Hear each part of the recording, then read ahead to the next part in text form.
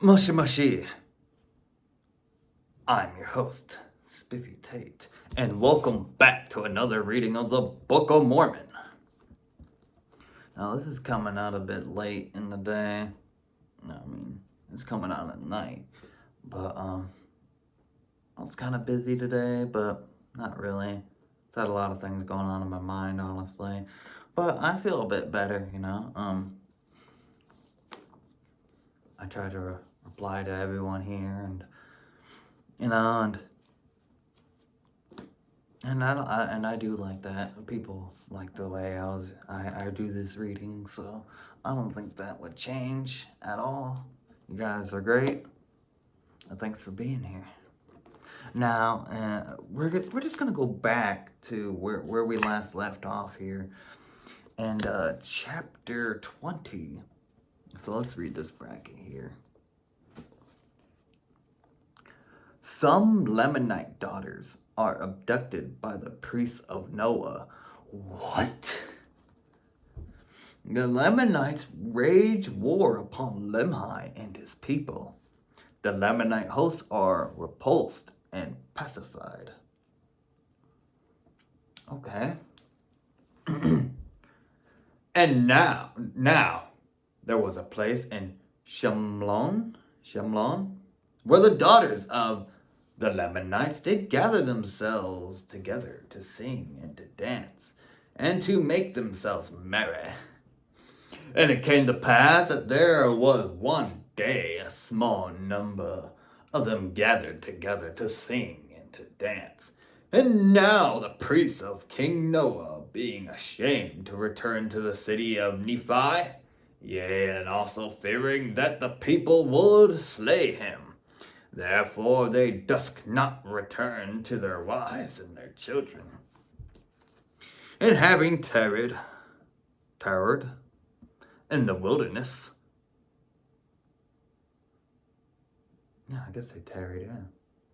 In the wilderness, having discovered the daughters of the Lamanites, they laid and watched them. Bunch of perverts. And when there were but a few of them gathered together to dance, they came forth out of their secret places, and took them and carried them into the wilderness. Yea, 24 of their daughters of the Lamanites they carried into the wilderness. What? That's insane. How many are there? How many of these priests are there? I'm so confused. How many priests could there be? There might be a bunch of them, but man. Did they take all the women that were there at that night? Let's see. That's crazy. They just came out of the woodworks like that and just snatched them. Predators. And it came to pass that when the Lamanites found that their daughters had been missing, they were angry with the people of Lemhi, for they thought it was the people of Lemhi. What? That's a crazy accusation. Therefore they sent their armies forth, yea, even the king himself went before his people, and they went up to the land of Nephi to destroy the people of Lemhi. Just search their shit before you start slaying people. God damn. Don't they own the people of Lemhi at this point? They have to give them half their shit, right? And now Lemhi had discovered them from the tower, even all their perpetrations for war did he discover. Therefore he gathered his people together and laid wait for them in the field and in the forest. And it came to pass that when the Lamanites came up, that the people of Lemhi began to fall upon them from their waiting places, and began to slay them.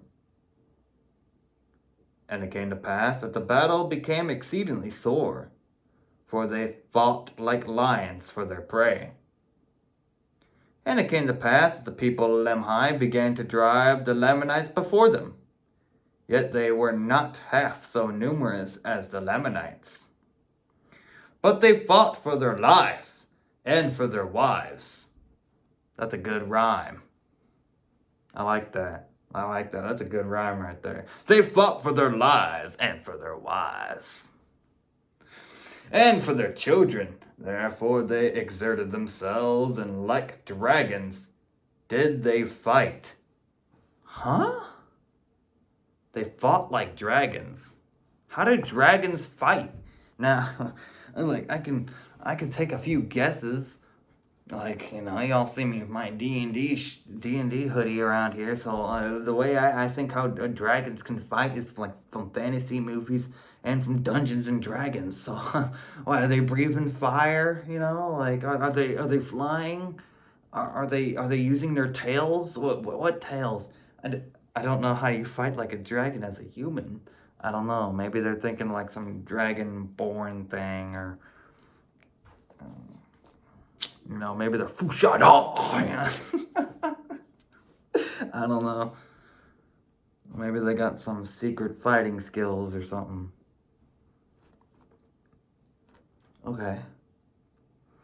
And it came to pass that they found the king of the Lamanites among the people, among the number of their dead. Yet he was not dead, having been wounded and left upon the ground. So speedily was the flight of his people. And they took him and bound up his wounds and brought him before Limhi and said, Behold! Here is the king of the Lamanites. He, having received a wound, had fallen among their dead, and now they had left him. And behold, we have brought him before you, and now let us slay him. But Limhi said unto them, Yea, shall not slay him, but bring him hither, that I may see him. And they brought him. And Limhi said unto him, What cause have ye to come up to war against my people? Behold, my people have not broken the oath that I made unto you. Therefore, why should ye break the oath which ye made unto my people? And the king said, I have broken the oath because thy people did carry away the daughters of my people. Therefore, in my anger, I did cause my people to come up to war against thy people. Yeah, makes sense, right? I mean, people just fight over anything at this point. Now Limhi had heard nothing concerning this matter. Therefore he said, I will search among my people, and whosoever has done this thing shall perish. Therefore he caused the search to be made among his people. That's a decent guy. Now when Gideon had heard these things, he being the king's captain, he went forth and said unto the king, I pray thee forbear, and do not search this people, and lay not this thing to their charge. For do ye not remember the priests of thy father, whom this people sought to destroy? And are they not in the wilderness? And are not they the ones who have stolen the daughters of the Lamanites? That's a huge stretch, bro. That's a kind of a stretch, crazy guess. Let's not search our people. Why yet, king? Remember the priests in the forest that ran away? It could be them. Yeah, it has to be them. Yeah, it can't be us. Come on. That's a crazy stretch. I mean, I know that's what happens, but that's a crazy stretch before they even know about it. They haven't even searched themselves yet. And now behold, and tell the king of these things, that he may tell his people that they may be pacified towards us. For behold, they are already preparing to come against us. And behold, also there are but a few of us. And behold, they came with their numerous hosts, and expect the king doth pacify them towards us. We must perish. I guess they only sent a first wave. They somehow took the first wave down, and the rest scattered to, get more men to come back. That's what it sounds like. Alright. For are not the words of Albenadine fulfilled, which he prophesieth against us? And all this because we would not hearken unto the words of the Lord, and turn from our iniquities. And now let us pacify the king, and we fulfill the oath which we had made unto him. For it better that we should be in bondage, than that we should lose our lives. Therefore let us put a stop to the shedding of so much blood. And now Lemhi told the king and all the things concerning his father and the priests, that they had fled into the wilderness, and attributed the carrying away of their daughters to them. And it came to pass that the king was pacified towards us, his people, and said unto them, Let us go forth to meet my people without arms, and I swear unto you with an oath that my people shall not slay thy people. And it came to pass that they followed the king, and went forth without arms to meet the Lamanites. And it came to pass that they did meet the Lamanites, and the king of the Lamanites did bow himself down before them, and did plead in the behalf of the people of Lemhi. And when the Lamanites saw the people of Lemhi, that they were without arms, they had compassion on them, and were pacified towards them, and returned with their king in peace to their own land. Alright. Lemhi's people are smitten and defeated by the Lamanites. Lemhi's people meet Ammon, and are converted. They tell Ammon of the 24 Jaredite plates. Okay, what they're just gonna get slaughtered? I thought we made amends. Just the last chapter. What's going on? Let's find out what's gonna happen in this chapter, chapter 21 still, guys, okay? And it came to pass that Lemhi and his people returned to the city of Nephi, and began to dwell in the land again in peace. And it came to pass that after many days the Lamanites began again to be stirred up in anger against the Nephites, and they began to come into the borders of the land round about. Now they durst not slay them because of the oath which their king had made unto Lemhi, but they would smite them on their cheeks, and exercise authority over them, and began to put heavy burdens upon their backs, and drive them as they would a dumbass. It's just too good, guys. It says that again. Oh man, like a donkey, guys. I'm pretty sure that's what they're meaning. I'm gonna say that again. And they exercised authority over them, and began to put heavy burdens upon their backs, and drive them as they would a dumbass. Yea, all this was done that the word of the Lord might be fulfilled.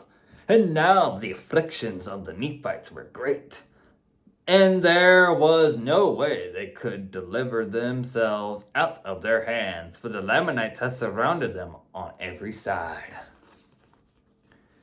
And it came to pass that the people began to murmur with the king because of their afflictions. And they began to be desirous to go against them to battle. And they did afflict the king sorely with their complaints. Therefore he granted unto them that they should do according to their desires. And they gathered themselves together, and put on their armor, and went forth against the Lamanites to drive them out of their land. And it came to pass that the Lamanites did beat them, and drove them back, and slew many of them. And now there was a great mourning and lamentation among the people of Lemhi, the widow mourning for their husband, and the son and the daughter mourning for their father, and the brothers for their brethren. Now there were a great many widows in the land, and they did cry mightily from day to day, for a great fear of the Lamanites had come upon them. And it came to pass that their continual cries did stir up the remainder of the people of Lemhi to anger against the Lamanites. And they went again to battle, but they were driven back again, suffering much loss. Yea, they went again, even the third time, and suffered in the like manner. And those that were not slain returned again to the city of Nephi. And they did humble themselves even to the dusk, subjecting themselves to the yoke of bondage, submitting themselves to be smitten, and to be driven to and fro, and burdened, according to the desires of their enemy. And they did humble themselves even in the depths of humility, and they did cry mightily to God. Yea, even all the day long they did cry unto their God, that he would deliver them out of their afflictions. And now the Lord was slow to hear their cries because of their iniquity. Nevertheless, the Lord did hear their cries, and began to soften the hearts of the Lamanites, that they began to ease their burdens, yet the Lord did not see fit to deliver them. Excuse me. Yet the Lord did not see fit to deliver them out of bondage. Wait a minute. You know what's funny?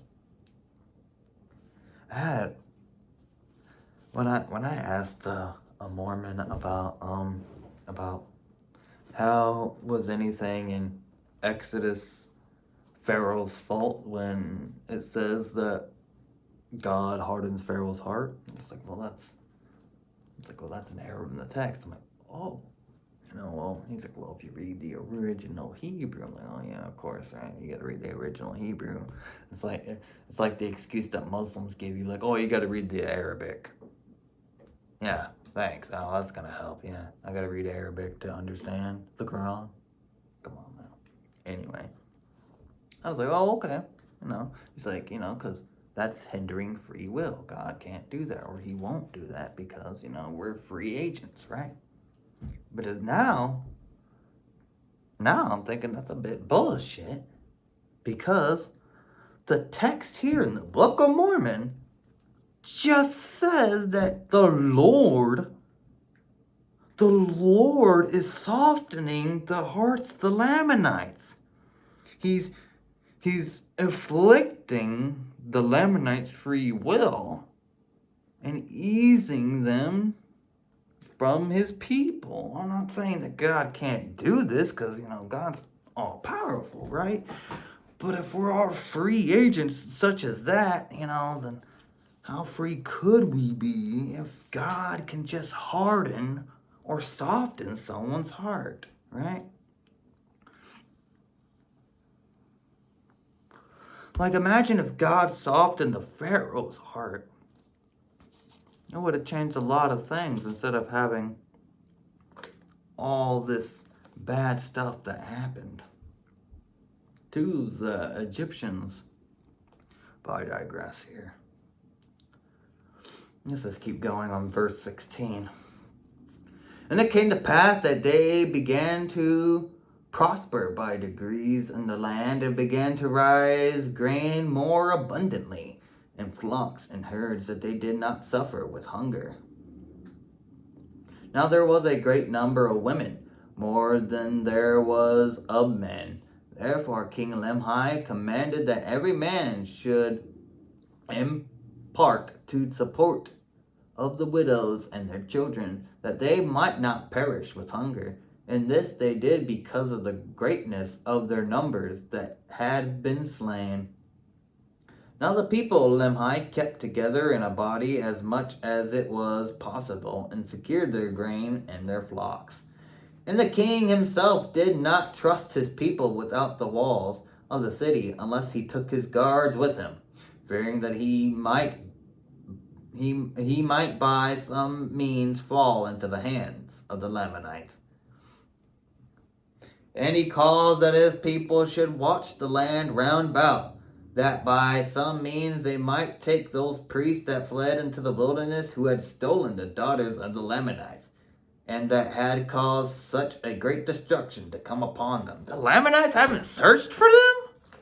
What are they doing? They rather just cause a siege on the city of Nephi instead of looking for their daughters? What are they doing? What are they doing? How hard how hard is it gonna be to find a shit ton of people? Where are they hiding in the wilderness? I mean, holy crap. Go look for them.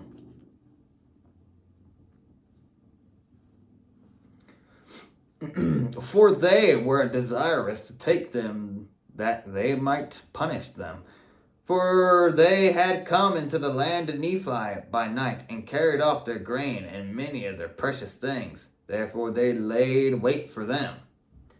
And it came to pass that there was no more disturbance between the Lamanites and the people of Limhi, even on to the time that Ammon and his brethren came into the land. And the king, having been without the gates of the city with his guards, discovered Ammon and his brethren, and supporting them to be priests of Noah. Therefore he caused that they should be taken in bond and cast into prison. And had they been the priests of Noah, he would have caused that they should be put to death.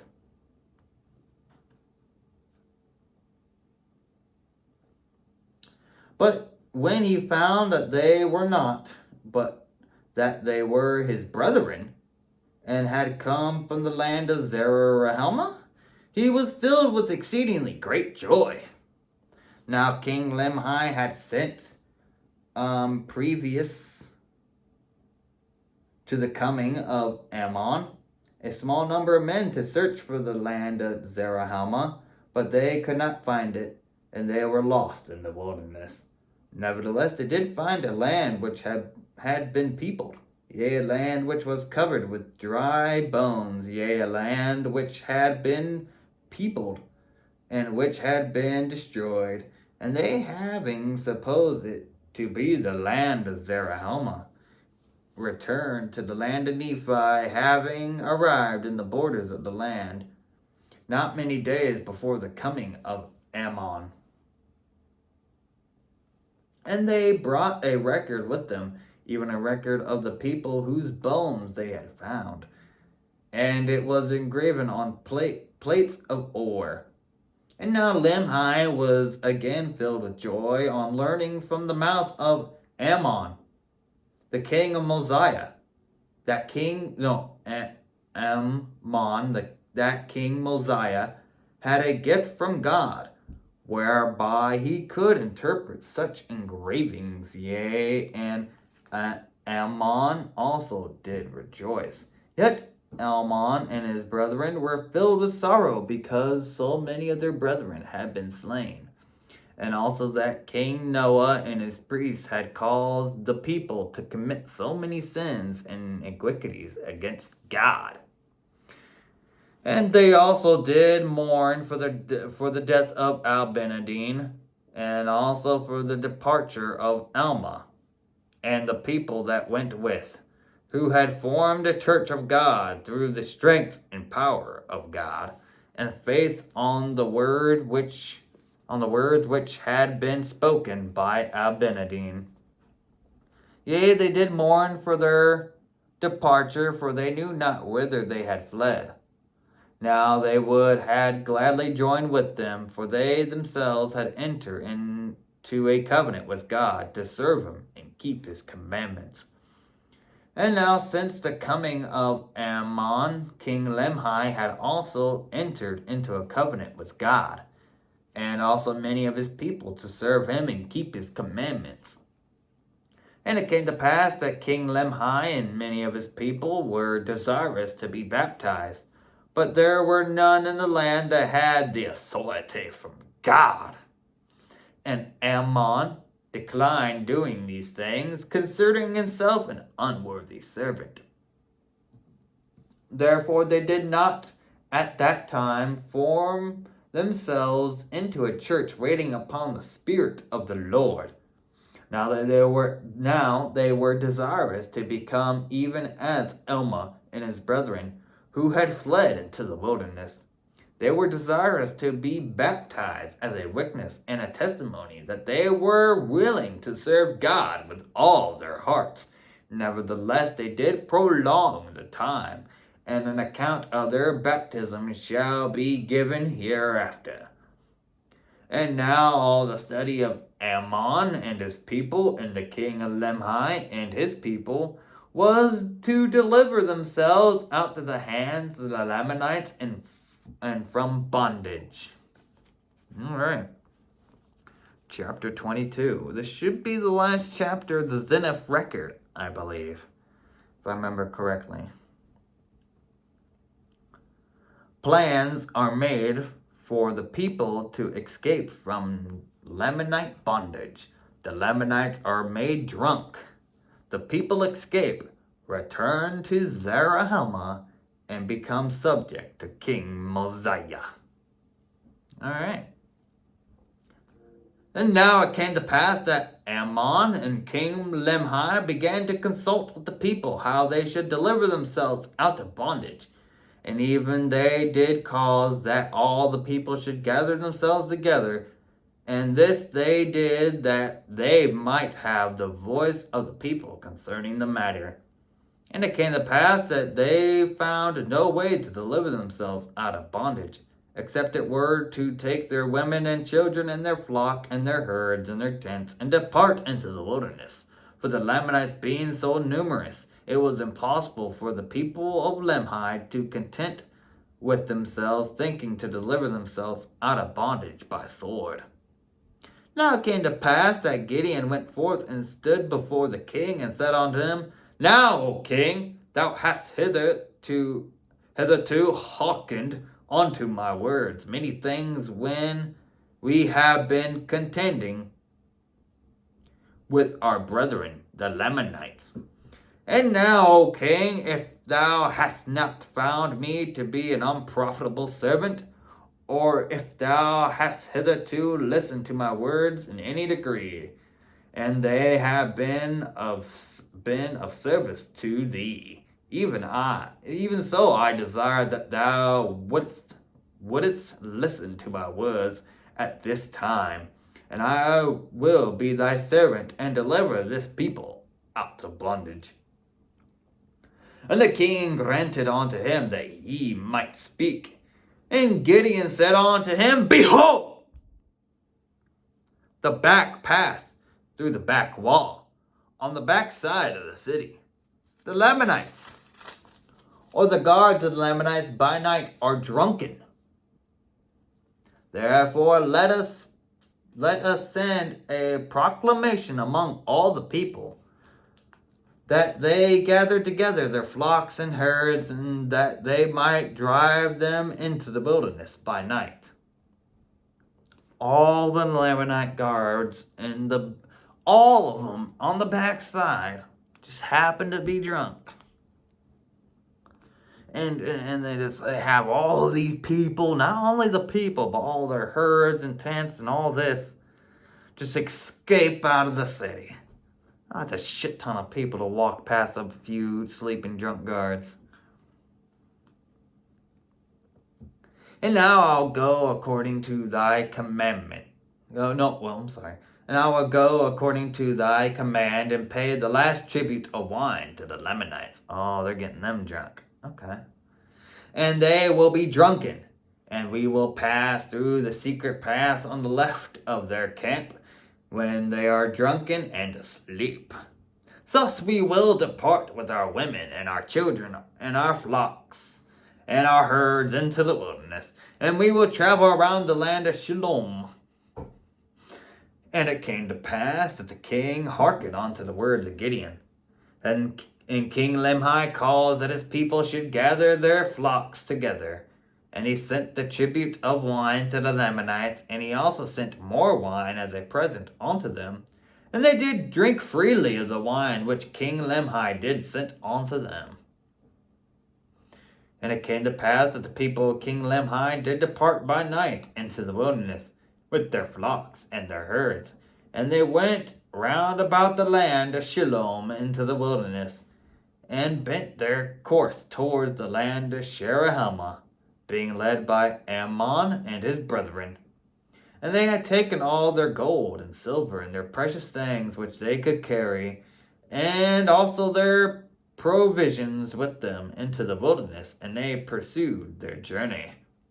And after being many days in the wilderness, and they arrived in the land of Zarahemla, and joined Mosiah's people, and became his subjects. And it came to pass that Mosiah received them with joy, and he also received their records, and also the records which had been found by the people of Limhi. And now it came to pass, when the Lamanites had found that the people of Limhi had departed out of the land by night, that they sent an army into the wilderness to pursue them. And after they had pursued them for 2 days, they could no longer follow their tracks. Therefore they were lost in the wilderness. Alright, that's the end of chapter 22. And that is the end of the Zeniff records, because at the very bottom of this chapter, starting with chapter 23, it's talking about a different account now. So we're reading a different account now. Here. So we'll start off with that one here. An account of Alma and the people of the Lord, who were driven into the wilderness by the people of King Noah. This is comprising of chapter 23 and 24, so 2 chapters of this account. Alma refuses to be king. He serves as high priest. The Lord chastens his people, and the Lamanites conquer the land of Helmon. Amalon, leader of...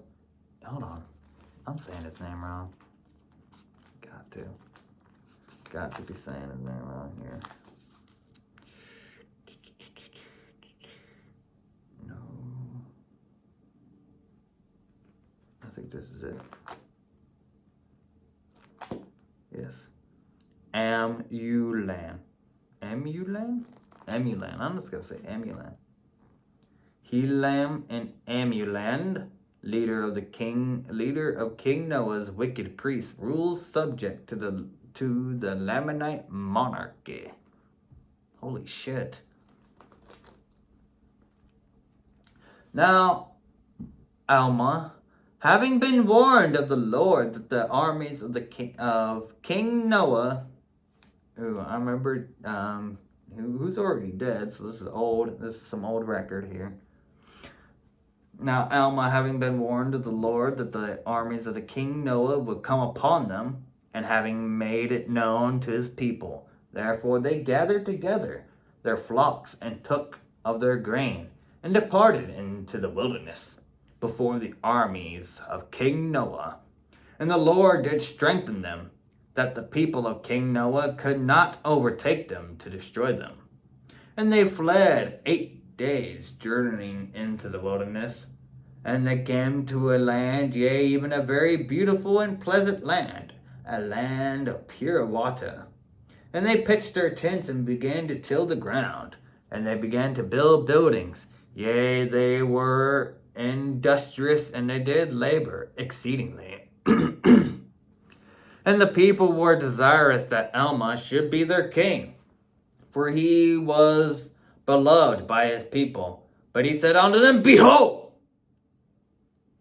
it is not expedient that we should have a king.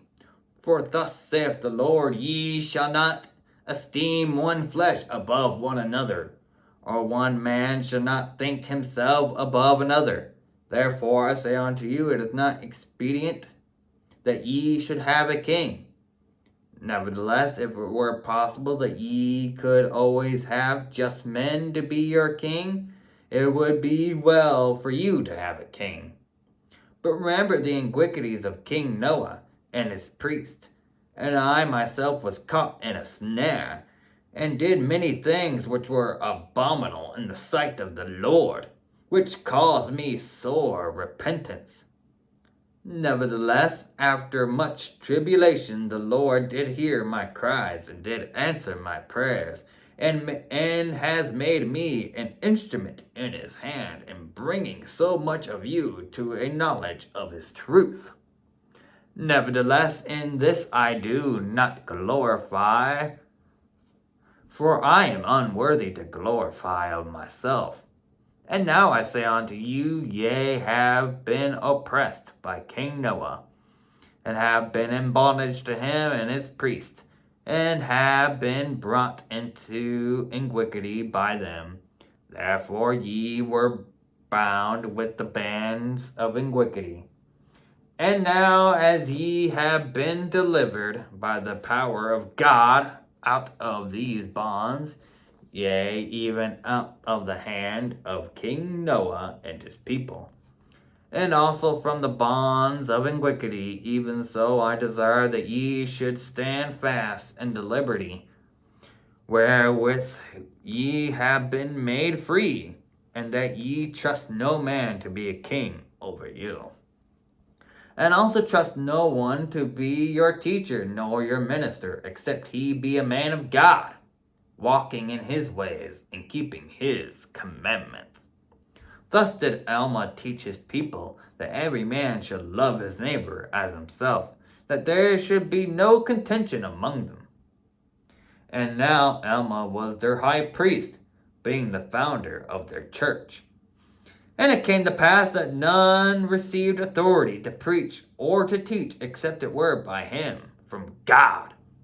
Therefore he concentrated all their priests and all their teachers, and none were concentrated except they were just men. Therefore they did watch over their people, and did nourish them with things pertaining to righteousness. And it came to pass they began to prosper exceedingly in the land, and they called the land Helman. And it came to pass that they did multiply and prosper exceedingly in the land of Helman. And they built a city which they called the city of Helman. Nevertheless, the Lord seeth fit to chasten his people. Yea, he trieth their patience and their faith. Nevertheless, whosoever putteth his trust in him, the same shall be lifted up at the last day. Yea, and thus it was this people. For behold, I will show unto you that they were brought into bondage, and none could deliver them but the Lord their God, yea, even the God of Abraham and Isaac and of Jacob. And it came to pass that he did deliver them, and he did show forth his mighty power unto them, and great were their rejoicing. For behold, it came to pass that while they were in the land of Helman, yea, in the city of Helman, while tilling in the land round about, behold, an army of the Lamanites was in the borders of the land. And it came to pass that the brethren of Helman fled from their fields, and gathered themselves together in the city of Helman. And they were much frightened because of the appearance of the Lamanites. But Alma went forth and stood among them, and exhorted them that they should not be frightened, but they should remember that the Lord their God, and he would deliver them. Therefore they hushed their fears, and began to cry unto the Lord, that he would soften the hearts of the Lamanites, that they would spare them and their wives and their children. And it came to pass that the Lord did soften the hearts of the Lamanites, And Alma and his brethren went forth and delivered themselves into the hands. Oh, no. Yeah. They delivered themselves up into their hands, and the Lamanites took possession of the land of Helman. Now the army of the Lamanites, which had followed after the people of King Limhi, had been lost in the wilderness for many days. And behold, they had found those priests of King Noah in a place which they called Amulan. I think I just tried to pronounce that earlier. Yeah, that's the word. Amulan.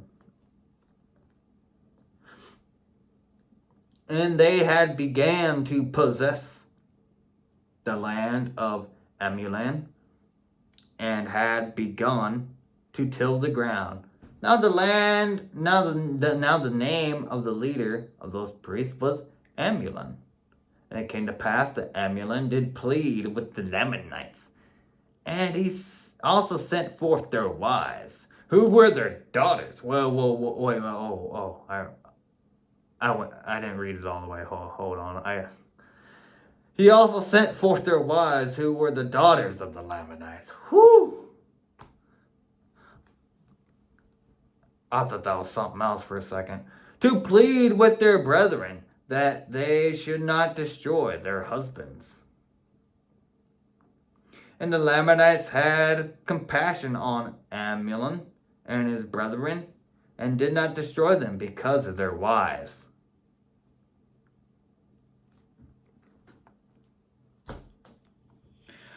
What? Why? Why are we sparing them? And Almon and his brethren did join the Lamanites, and they were traveling into the wilderness in search of the land of Nephi, when they discovered the land of Helman, which was possessed by Alma and his brethren. And it came to pass that the Lamanites promised unto Alma and his brethren that if they would show them the way which led to the land of Nephi, that they would grant unto them their lives and their liberty. For after Alma had shown them the way that led to the land of Nephi, the Lamanites would not keep their promise, but they set guards round about the land of Helma over Alma and his brethren, and the remainder of them went to the land of Nephi, and a part of them returned to the land of Helman, and also brought with them the wives and the children of the guards who had been left in the land. And the king of the Lamanites had granted unto Almon that he should be a king and a ruler over his people who were in the land of Helman. Nevertheless, he should have no power to do anything contrary to the will of the king of the Lamanites. That's actually crazy. What?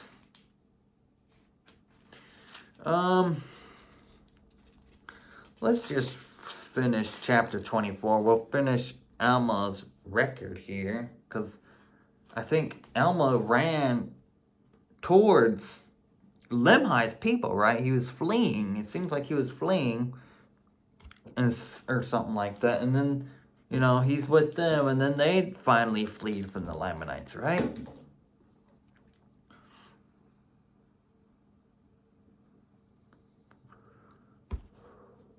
But I do remember that Alma did show up after the daughters were taken, right? The daughters of the Lamanites, right? So when the Lamanites finally found them, according to Alma, they just allowed them to join with them, and now he's like a king over these people. He's like, he basically becomes a dictator over these people under the rule of a certain king. That's some Negan Walking Dead shit if I ever seen it. He's also Negan. That's right. Chapter 24. Amulon persecutes Alma and his people. They are to be put to death if they pray. The Lord makes their burdens seem light. He delivers them from bondage, and they return to Zarahemla. Okay. And it came to pass that Amulon did gain favor in the eyes of the king of the Lamanites. Therefore the king of the Lamanites granted unto him and his brethren that they should be appointed teachers over his people, yea, even over the people who were in the land of Shimlon, and in the land of Shalom, and in the land of Amulon. And for the Lamanites, they had taken possession of all these lands. Therefore the king of the Lamanites had appointed kings over all these lands. And now the name of the king of the Lamanites was Laman. Now that makes sense. Being called after the name of his father. Therefore he was called King Laman. Yeah, that makes sense. And he was king over a numerous people. And he appointed teachers of the brethren of Amulon in every land which he was possessed by his people.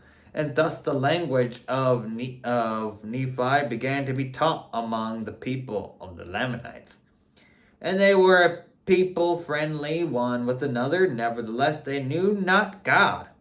Neither did the brethren of Amulon teach them anything concerning the Lord, their God. Neither the law of Moses, nor did they teach them the words of Abinadine. But they did taught them that they should keep their record, and that they might write one to another. And thus the Lamanites began to increase in riches, and began to trade one with another, and wax great, and began to be a cunning and wise people, as the wisdom of the world, yea, a very cunning people, delighting in all manners of wickedness and plunder, except it were among their own brethren. And now it came to pass that Amulon began to exercise authority over Alma and his brethren, and began to persecute him, and cause that his children should persecute their children. For Almulon knew Alma, that he had been one of the king's priests, and that it was he that believed the words of Abinadine, and was driven out before the king. And therefore he was wroth with him, for he was subject to King Laman, yet he exercised authority over them, and put task upon them, and put taskmasters over them. And it came to pass that so great were their afflictions that they began to cry mightily to God. And Amulon commanded them that they should stop their cries. And he put guards over them to watch them, that whosoever should be found calling upon God shall be put to death. And Alma and his people did not raise their voices to the Lord their God, but did pour out their hearts unto him. And he did know that the thoughts of their hearts. And it came to pass that the voice of the Lord came to them in their affliction, saying, Lift up your heads and be of good comfort, for I know of the covenant which ye have made unto me, and I will covenant with my people and deliver them out of bondage.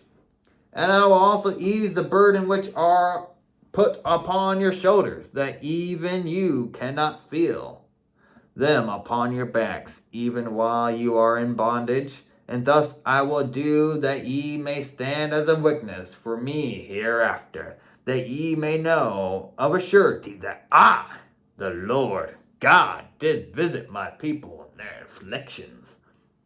And now it came to pass that the burdens which were laid upon Alma and his brethren were made light. Yea, the Lord did strengthen them, that they could bear up their burdens with ease. And they did submit cheerfully with patience that to all the will of the Lord. And it came to pass that so great was their faith and their patience that the voice of the Lord came unto them again, saying, Be of good comfort, for on the morrow I will deliver you out of bondage. And he said unto Alma, Thou art go before this people, and I will go with thee and deliver this people out of bondage. Now it came to pass that Alma and his people in the night time gathered their flocks together, and also their grain. Yea, all the night time were there gathering their flocks together. And in the morning the Lord caused a deep sleep to come upon the Lamanites. He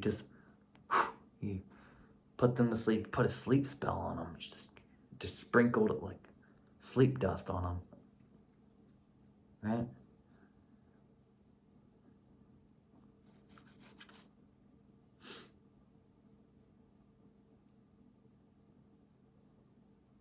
Where was I there?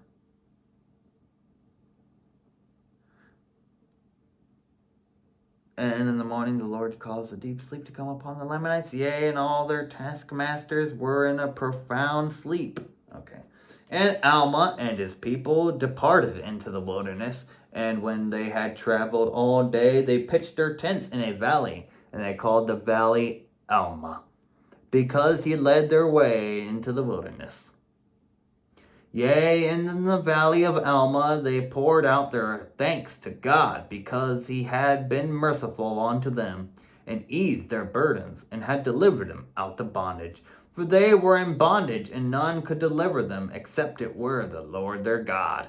And they gave thanks to God, yea, and all their men, and all their women, and all their children, that they could speak, lifted their voices in the praises of their God. And now the Lord said unto Alma, Haste thee, and get thou and this people out of this land, for the Lamanites had awakened, and do pursue thee.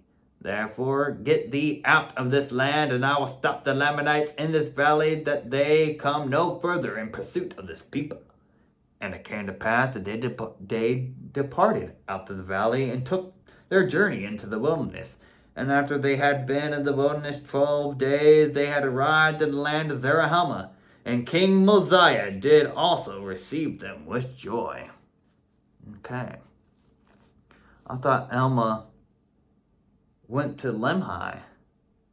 Where was the city again? I don't even remember. I don't know. I'm a bit confused there.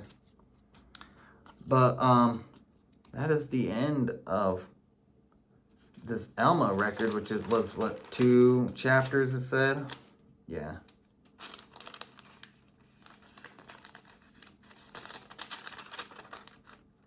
Chapter 23 and 24, which I just read. So I'm guessing with chapter 25, we're going back to Mosiah's record here? I would assume, since we're still in Mosiah's book. But we'll just end it there, guys. I appreciate y'all being here. No, this is Spiffy Tate signing off. Thanks for watching. Bye-bye.